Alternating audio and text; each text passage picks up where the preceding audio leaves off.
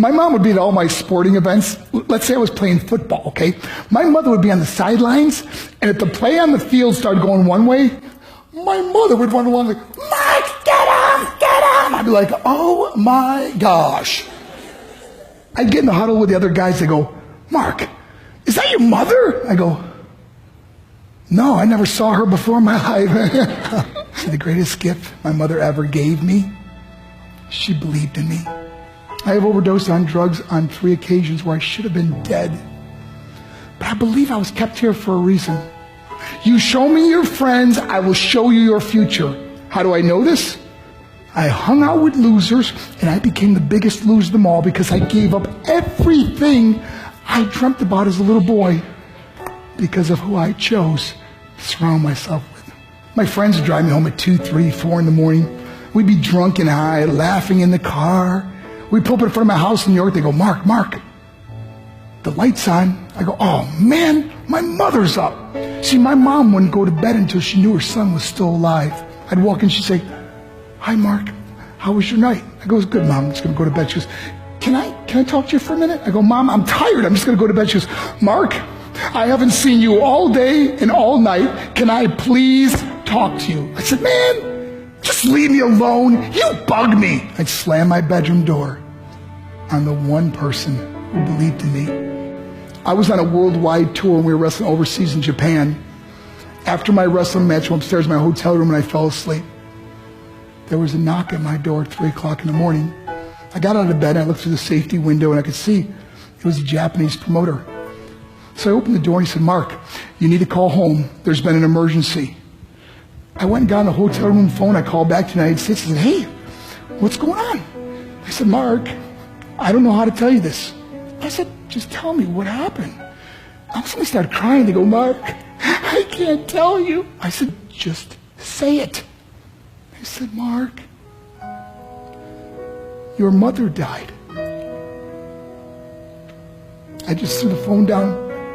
I ran out of my hotel room. I took the elevator to the lobby, and when the doors opened up, I just ran out into the street. I mean, there was no cars, there was no people. It was 3 o'clock in the morning.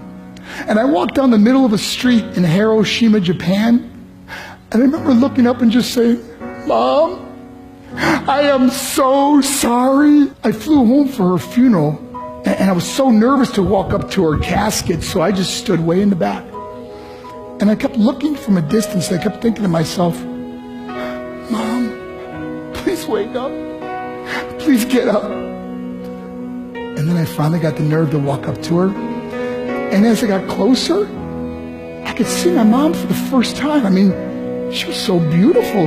She was dressed in white. I mean, she looked like an angel. And I just stood over and I said, Mom, you are my hero. Everything I am, everything I hope to be was because of you. You loved me so much. You gave me a life. You're the only one that ever believed in me. How did I repay her? By getting drunk, by getting high, by getting stupid, by hanging out with losers. For what? All she ever wanted to do was talk to me. I wish I could talk to you now, Mom. I wish you could see what I'm doing. Why couldn't I have been a better son? We are defined by our choices. But if you surround yourself with people involved in drugs and alcohol and pills, it's a dead end. I'm not here to preach to you. I'm here to tell you I lived that life. It leads to broken hearts, broken relationships, broken dreams, and death. For what? To get high?